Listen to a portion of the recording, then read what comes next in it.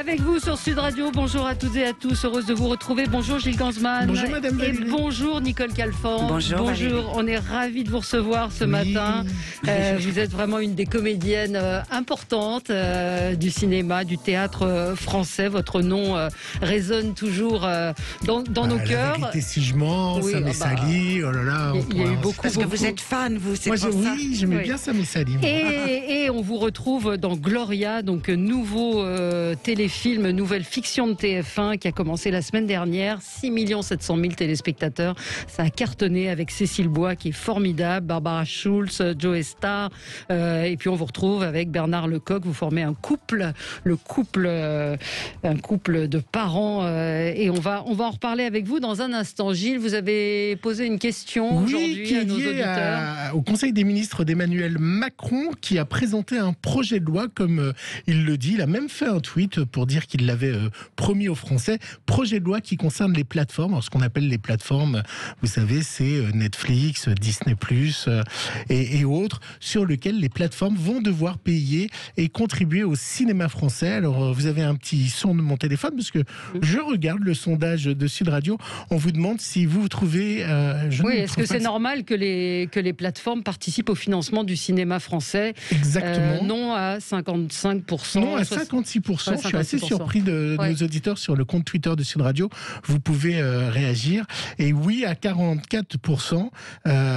Mais voilà, je vous conseille un documentaire qui explique ce qui se passe derrière la télévision, nous dit Héloïse. En tout cas, nos auditeurs réagissent sur... Vous trouvez ça normal, vous, Nicole Calfan, qui est une participation des plateformes? On est tellement au point mort que toutes les solutions seraient bonnes pour faire avancer les choses. Et puis, il y a tellement de films qui vont être à la queue leu pour sortir. Ça va être... Il y a ça aussi, ça va être une bousculade de films qui ont été tournés il y a 2 ans, qui sont des films de qualité, qui ne savent pas comment sortir. Je vous écoute avec intérêt, mais j'ai pas de réponse. Et par rapport au bachelot bashing, vous trouvez qu'on tape trop sur la ministre ou vous pensez que les comédiens ont raison? Mais je pense que les comédiens ont raison, mais le problème, c'est qu'on ne peut pas lutter contre cette pandémie. On ne sait pas quoi faire. Moi, je m'estime extrêmement privilégiée parce que je n'ai pas arrêté de travailler. Plus de théâtre, bien sûr, mais des tournages sans arrêt, avec des précautions, des tests. Voilà, quel privilège. Moi, j'ai tellement d'amis merveilleux théâtreux qui sont chez eux depuis 1 an. Voilà. Tous les gens qui montent sur scène sont effectivement complètement à l'arrêt, mais vous avez raison, il y a des films qui vont... il va y avoir un embouteillage. Il va y avoir un embouteillage monstrueux. Et puis ça va pénaliser évidemment tous ces films. Gilles, on passe au zapping ? Sud Radio, 10h midi, Média, l'instant zapping. Nicole Valérie, écoutez bien ce son, c'était hier le député européen Pascal Canfin. Il a dénoncé les méthodes d'AstraZeneca. Alors écoutez bien ces méthodes du fabricant avec l'Europe. AstraZeneca fait du bonneteau, c'est-à-dire qu'ils vendent plusieurs fois la même dose. Donc ils ont signé avec les Britanniques, puis ensuite ils ont signé avec nous, à 24 heures d'écart. Donc les Britanniques disent que les 100 premières millions de doses produites par AstraZeneca vont au Royaume-Uni. Mais AstraZeneca a signé avec nous un contrat qui est parfaitement incompatible avec celui-là. Et je vais même plus loin. Les Britanniques, ils vont avoir un problème dans 15 jours. Pourquoi ? Parce que AstraZeneca avait promis au Royaume-Uni des doses qu'ils ont aussi promis aux Indiens. Et cette entreprise est vraiment irresponsable. C'est incroyable, hein ? C'est terrible, d'autant plus que sans ramener les choses à moi, ce que je n'aime pas faire. Moi, j'ai été vaccinée par AstraZeneca, première injection, et je me demande si je vais pouvoir être vaccinée pour la 2e fois. J'ai le même souci. Voilà. De savoir qu'est-ce qu'on va avoir. Et moi, je voudrais poser une question. Est-ce que si on se fait un rappel avec un autre vaccin, est-ce que ça marche? Mais moi, je ne veux pas, parce que j'ai pas envie de servir de cobaye. Il n'y a pas eu de test si on mélangeait les vaccins. C'est ça. Je ne vois pas pourquoi. Je ne crois pas que ce soit possible. Voilà, c'est une question. Vous irez vous faire vacciner de la 2e dose. Moi, j'ai des amis autour de moi qui ont été vaccinés de la 1re dose et qui ont peur de se faire vacciner avec l'AstraZeneca.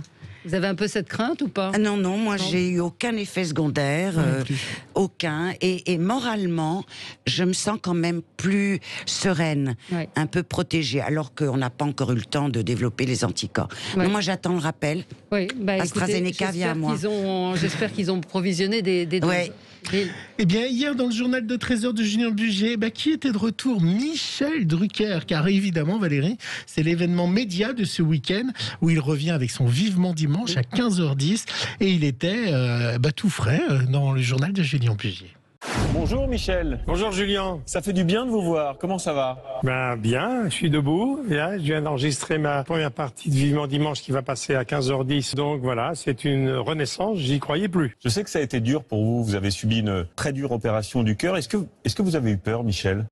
C'était au-delà de ça. Vous savez, quand on est plongé comme ça dans un tunnel de plusieurs mois, et après une opération aussi grave, on passe par toutes les étapes. Ouais. Incroyable, hein? Ouais. Il a la voix quand même un peu fatiguée. Oui. Hein, ouais. Je crois qu'il y a une émission de Delahousse où il va vendredi dont il m'a parlé. Ah, d'accord. Donc je vous le donne comme avis. Voilà. Pour regarder. Regarder. Écoutez, Samedi, certainement samedi. Samedi, non, vendredi dimanche. ou samedi, Moi, il m'a vendredi. parlé de Delahousse vendredi c'est soir, enregistré.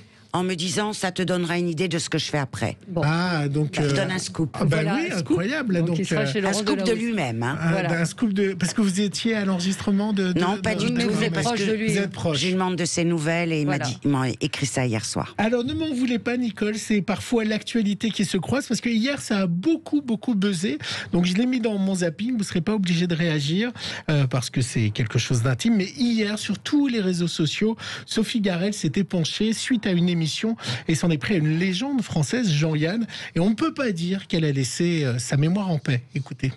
Il était exigeant, sévère, il détenait un peu la vérité et vis-à-vis de la femme, c'était compliqué. C'était lui le macho, hein. C'était difficilement supportable. Tous les gens, quand on parle de quelqu'un qui est mort, on disait « il était génial, il était drôle, il était odieux ». C'était lui qui menait la barque, voilà. Après, ça s'agit parce que toutes les demoiselles qui sont arrivées derrière, et Dieu sait qu'elles sont venues en troupe, j'ai l'impression qu'il les a mieux caressées dans le sens du poil. Voilà. C'est mon Dieu de parler d'un mort comme Alors ça. écoutez, pour moi il y a prescription. Oui. Je prononce juste le nom de Sophie Garel et c'est tout. Ça ne m'intéresse pas. Bon. Parce qu'on dit que vous avez effectivement. Ah oui, c'est ça, on n'a pas précisé, vous avez été la compagne de Jean-Yann. Oui, pendant 7 ans. Et Moi, voilà. il y en a vouloir des sous, les Chinois voilà. à Paris. Et puis, regarde, encore une fois, quand on commente aujourd'hui en disant c'était un macho, c'est l'homme le plus délicieux que j'ai jamais rencontré. Ah ben voilà. Voilà, j'ai voilà la répondu. réponse. Allez, la Voilà. suite, rapidement. Et Gilles. hier, t'en touche pas à mon poste Bernard. Vous auriez dû aussi épouser Johnny Hallyday, vous allez voir. Hier, n'en touche pas à mon poste Bernard Montiel a joué au notaire de Laetitia. Vous savez qu'il adore ce Oui, rôle-là. c'est vrai. Et hier, la vérité est vraiment tout autre parce que les journaux disent que Laetitia est ruinée. Vous allez voir, c'est pas vraiment le cas.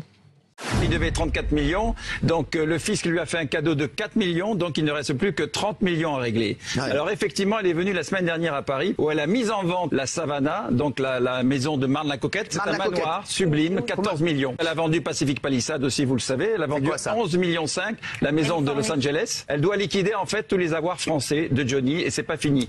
Elle a mis également en vente une des maisons de Saint-Barth. Elle est estimée à 11 millions, ça fait 3 ans qu'elle est en vente. Et oui, il y a du capital, hein, il y a de l'immobilier. Hein. Absolument. Et puis pour finir, un peu de douceur. Hier, C'est à vous, recevait William Scheller et la chanteuse Jeanne Chéral lui a rendu hommage avec cette chanson. Pourquoi les gens qui s'aiment sont-ils toujours un peu les mêmes? Ils ont quand ils s'en viennent le même regard d'un seul désir pour deux. Voilà. Joli, hein? William beau, Scheller, hein. si je puis me permettre de raconter ça, avait fait la musique sublime d'une pièce que j'ai jouée avec Gérard Lanvin et Marianne Chazelle, qui s'appelait Pièces détachées. Et voilà, et je voulais le saluer. Ouais, c'est quelqu'un, il vient de publier une autobiographie et moi j'ai lu les interviews et je trouve que c'est quelqu'un qui est assez remarquable, qui a énormément de talent, qui est profond et qui est très intéressant. Absolument. Voilà. Alors, parlons de vous, Nicole Calfan, parlons de ce, alors dont on vous a vu dans Demain nous appartient, vous jouiez un rôle de folle, de schizophrène. Donc là, c'est terminé, mais vous m'avez dit avant l'émission, peut-être que je reviendrai puisqu'on ne m'a pas tué. Donc, oui, il paraît que c'est la clé de DNA. Et tout le monde se dit, t'es morte à la fin, tu reviendras pas. Et toi, toi tu vas peut-être revenir parce qu'on t'a épargné. Voilà. Donc je ne sais pas. Ça vous plairait ? Ça vous a amusé comme tournage? Ça m'a énormément amusé, c'est crevant, c'est Koh-Lanta à 7. C'est une expérience. Pourquoi? C'est les conditions, c'est le rythme. J'ai tourné avec 8 metteurs en scène sur 3 plateaux différents, des coachs qui vous suivent partout. C'est un film à faire. Il faut faire un film sur le film, quoi. Pour le tournage. Ah oui, mais c'est une expérience incroyable. Et pourquoi vous avez des coachs Parce qu'il y a tellement de textes.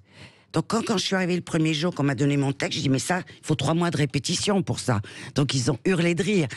On est tout le temps en train de travailler. Il y en a qui répètent au téléphone avec leur coach. On se fait des italiennes entre nous.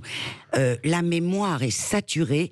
Et alors vous avez des coachs délicieux qui vous disent alors Nicole, faut que je te dise que hier tu as pris un couteau. Non, ne me dites rien. Je ne peux plus rien imprimer. Je jouerai comme ça.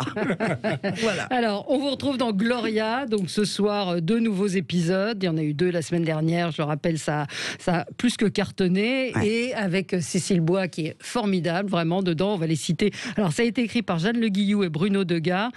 C'est une adaptation d'une série galloise. Keeping Face. Absolument, Keeping Face, donc Barbara Schultz, Joe Star, Michael Cohen, Malik Zidi, Anne Consigny, qui j'ai oublié, et Bernard Lecoq, et vous, qui êtes, et puis Mathieu Madénian, Armel Chabi, Marianne Guez, voilà, on les a tous cités, et vous êtes la maman du jeune homme de Michael Cohen. Et je tenais à rajouter que la production est formidable. C'est Iris Boucher, qui avait fait le Bazar de la Charité, qui est une femme vraiment très très solide et qui a du goût. Voilà. Et donc, comment ça vous arrive, un rôle comme celui-là? Pourquoi on pense à vous? Je sais pas, on pense à moi que dans des rôles de méchante maintenant.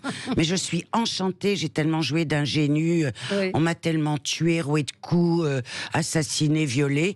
Maintenant, je joue des femmes qui ont des clés, qui ont du pouvoir, qui ont de la force, du caractère, et je suis enchantée, quoi. Et justement, parce que souvent les comédiennes se plaignent qu'il n'est plus vraiment drôle après 50 ans. Vous n'avez cessé de tourner, en fait. Oui, j'arrête pas de tourner parce que mes rides m'accompagnent allègrement. Je veux pas être méchante, mais je me suis pas faire grand-chose. Donc ça aide. C'est-à-dire que je tourne comme je suis. Et je suis en train de prendre les rôles de maman, de grand-mère. Il y a un film dont je tiens à parler, même si là on est pour Gloria, c'est le film de Jérôme Commandeur, qui a écrit un film délicieux qui sortira après La Queue à la queue leu. Irréductible. Qui va être un film formidable. Donc je joue les rôles de maman et je suis enchantée. Oui. Et donc là, dans Gloria, donc vous êtes la femme au secret. La femme au secret, la femme pivot. On va pas en dire plus. Moi, j'ai tout regardé. J'ai pas pu m'empêcher de regarder sur Salto. C'est bien. Moi, j'ai tenu. Alors oui, vous les avez pas vus? J'ai rien vu. Ah, et donc vous regardez comment le... Je regarde le soir comme spectatrice à 21h. Ben oui. Et je demande à être toute seule. Et je regarde mon travail.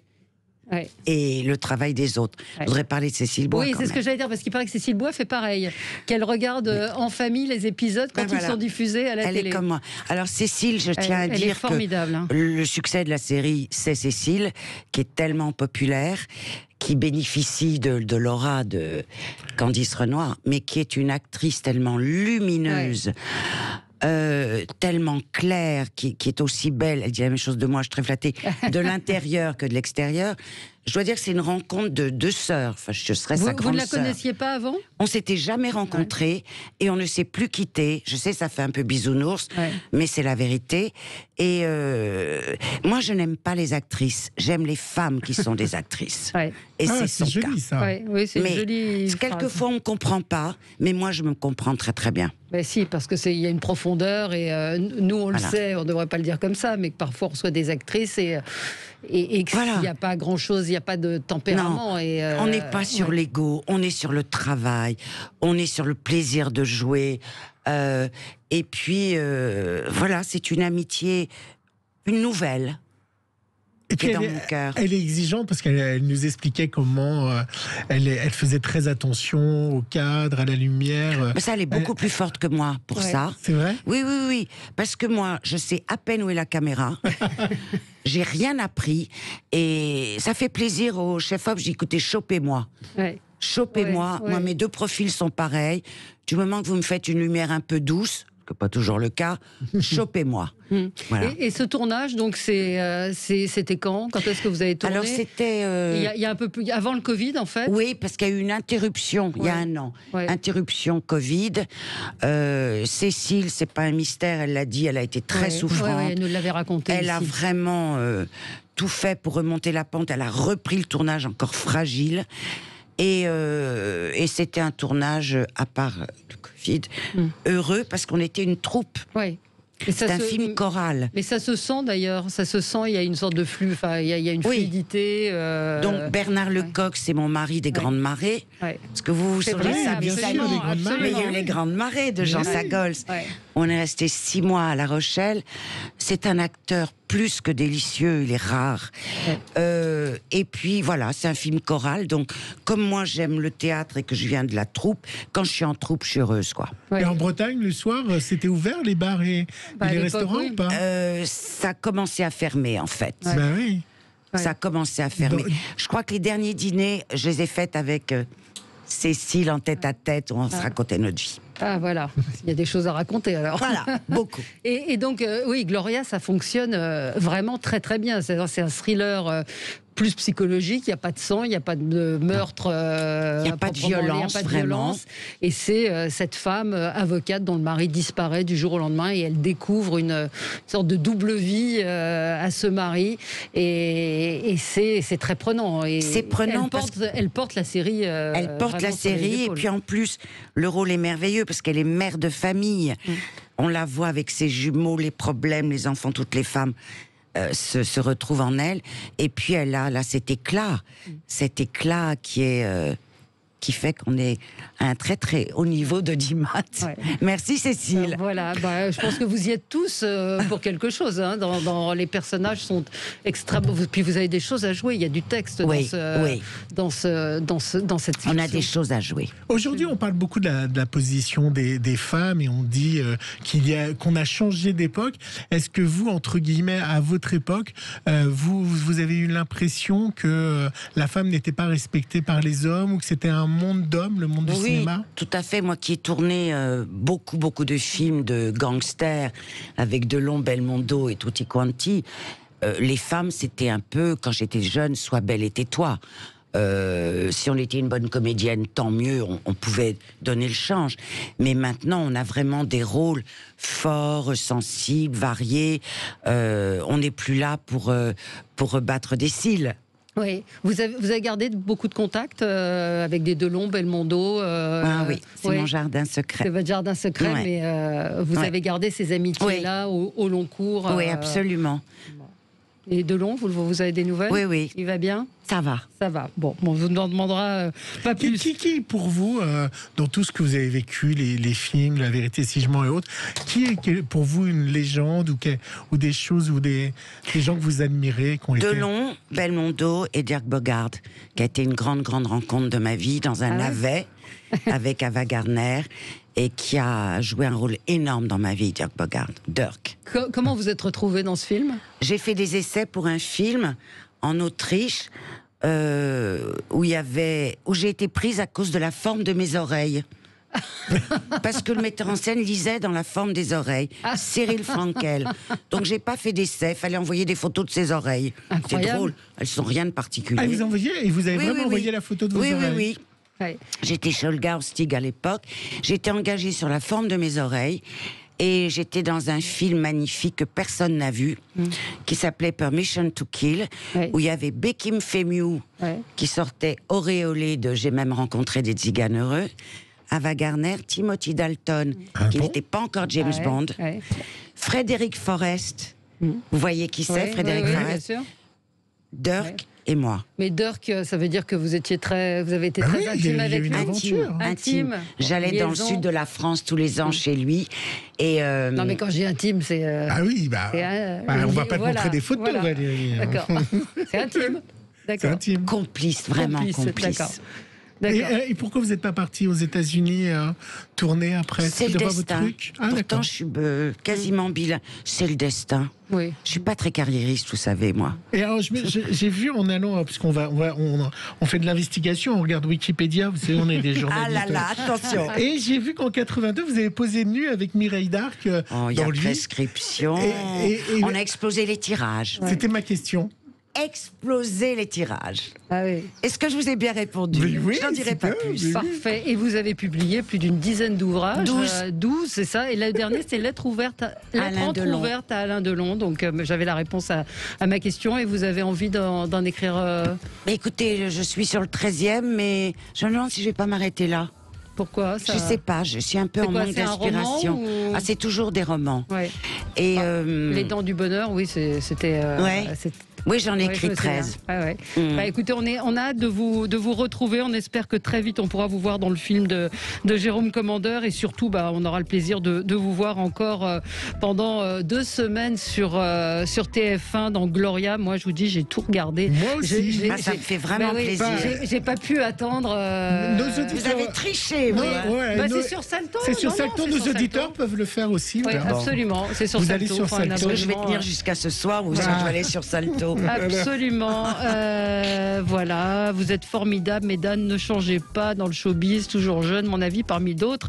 Pacifique, bonne journée. Voilà, Cédric dit, c'est vous les 2 abonnés à Salto? Oui, certainement. Oui, c'est nous. Bonjour Cédric.